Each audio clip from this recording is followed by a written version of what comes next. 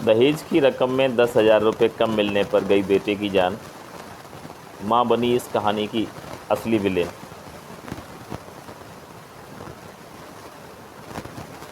नमस्कार दोस्तों, मैं हूं ईदल यादव और आप देख रहे हैं सच का सफ़र। दोस्तों,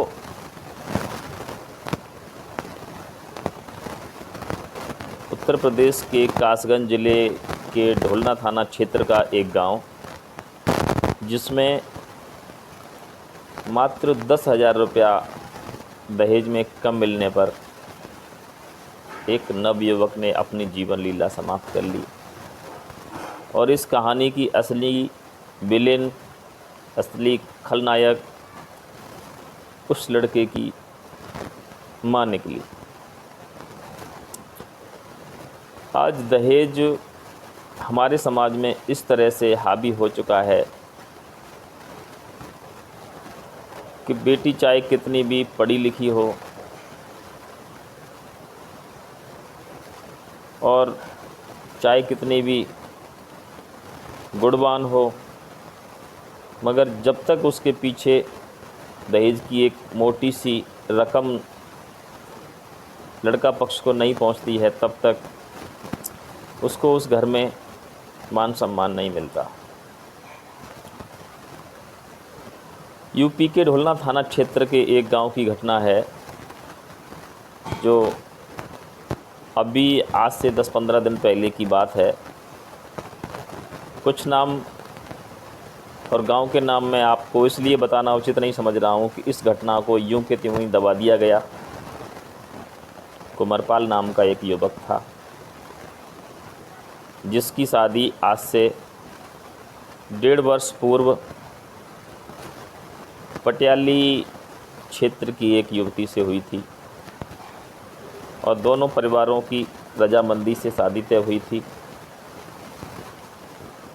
शादी में दहेज की जो रकम निश्चित की गई थी, तो लड़की पक्ष उसमें मात्र 10,000 रुपये की व्यवस्था कम कर पाया, यानी कहने का मतलब 10,000 रुपये कम दिए थे। शादी होकर के जो ही बारात घर पर आती है, दुल्हन साथ आती है और लड़के की मां को जैसे ये पता चला कि लड़की पक्ष ने 10,000 रुपये कम दिए हैं, तो आते ही उसने आंगन में बखेड़ा खड़ा कर दिया। घर में रिश्तेदार और परिवारी सब मौजूद थे, तो किसी तरह से उस बुढ़िया को समझा करके उस समय तो चुप कर दिया और धीरे धीरे उसने उस 10,000 रुपया को लेकर के अपने बहू को प्रताड़ित करना शुरू कर दिया।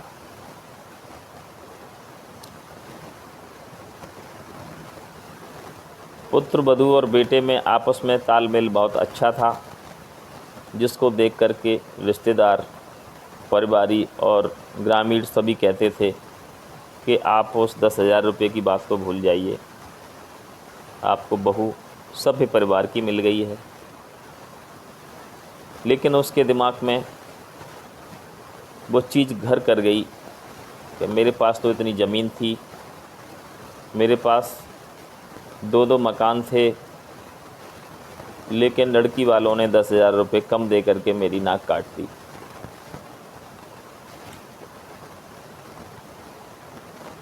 कुमरपाल जो था वो संगीत प्रेमी था।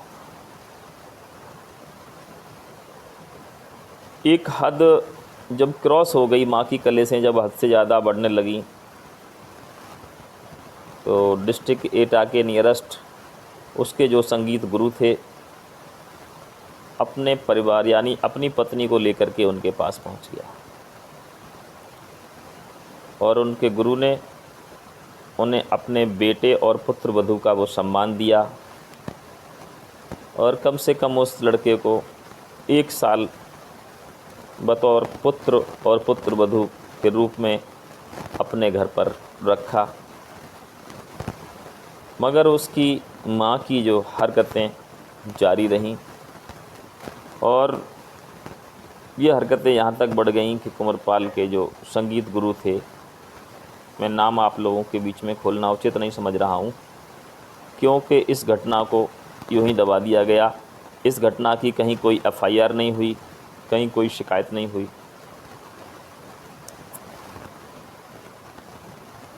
और धीरे धीरे माँ की हरकतें इस तरीके से बढ़ती गईं कि एक दिन कुंवरपाल अपनी पत्नी को लेकर के पुनः अपने गांव में आता है और उसकी माँ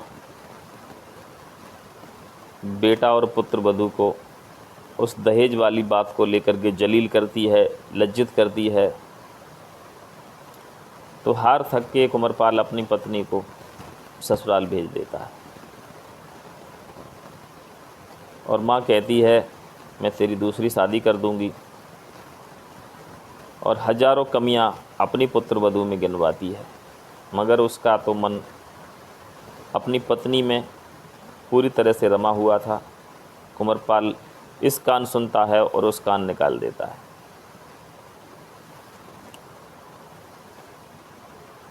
जब कलेशें हद से ज़्यादा बढ़ना शुरू हो गईं तो कुंवरपाल एक अरसा तक अपनी पत्नी को बुलाने नहीं गया और मैसेज कर दिया कि यदि तुम आना चाहो तो अपनी मर्ज़ी से आ सकती हो, ताकि मुझे माँ के सामने ये कहने को जगह मिल जाएगी कि मैंने तो माँ उसको घर से निकाल दिया था, लेकिन वो पुनः आ गई। एक दिन की बात है बंधुओं, कुंवरपाल अकेला अपने गांव आता है। अपने संगीत गुरु से आज्ञा लेकर के जैसे ही वो अपने गांव में पहुंचता है तो कुंवरपाल को देख करके उसकी माँ कुंवरपाल की पत्नी और संगीत गुरु को इन्वॉल्व करके बीच में कि मेरा तो परिवार उसने बिगाड़ दिया, और नाना प्रकार के व्यंग करती है, गालियां देती है, और यहाँ तक होता है कि वो अपने बेटे पर हाथ उठाने से भी बाज नहीं आती है। जब कुंवरपाल को ये बात बर्दाश्त नहीं हुई, आवेश में आकर के कुंवरपाल ने क्या काम किया कि अपनी माँ को पकड़ लिया और आवेश बस उसका गला दबाना शुरू कर दिया। जब उसको ये लगा कि मेरी माँ की सांसें रुक गई हैं तो उसने अपनी पकड़ ढीली कर दी। इसी बीच मोहल्ला पड़ोस के कुछ लोग आ गए और वो बुढ़िया इस तरीके के ड्रामा करना शुरू हो गई जैसे लोगों को ये पता चल गया कि ये ख़त्म हो चुकी है। परिवारीजन उसको डाल करके चिकित्सक के जहाँ पर ले जाते हैं, और जब परिवार के लोग उसको डॉक्टर के जहाँ पर लेकर गए तो कुंवरपाल को अपने किए पर बहुत पश्चाताप हुआ और उसने सोचा कि मेरे हाथों से ये क्या हो गया। और इसी लज्जा बस इसी कारण कुंवरपाल अपने कमरा में घुसता है और पंखा से रस्सी का फंदा डालकर फांसी लगा लेता है और उसकी जीवन लीला यहीं पर समाप्त हो जाती है। और उधर माँ थोड़े से ट्रीटमेंट के बाद ठीक हो जाती है,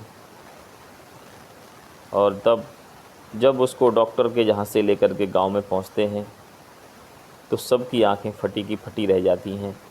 कमरा में कुंवरपाल की लाश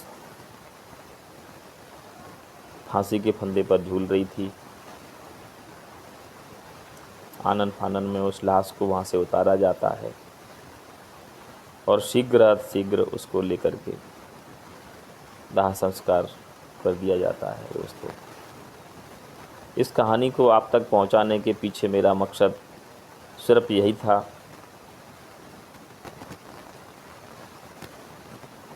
कि मात्र 10,000 रुपये दहेज के कम मिलने पर एक माँ अपने बेटे की हत्यारन बन गई। तो आज हमारे समाज में ये दहेज रूपी राक्षस इस तरीके से लोगों के दिलो दिमाग में घर बना चुका है कि अगर किसी तरह से बेटे की शादी में और बेटी पक्ष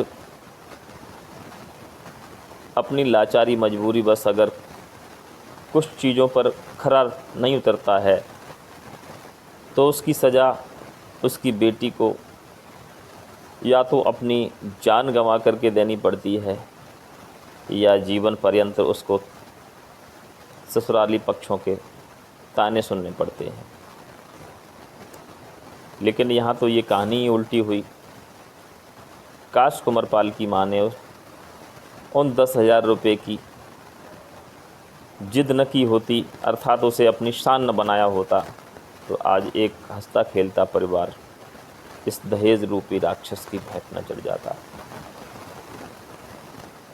तो दोस्तों, कैसी लगी मेरी आज की कहानी? कमेंट बॉक्स में मुझे अपनी राय दें और देखते रहें मेरा यूट्यूब चैनल सच का सफ़र। और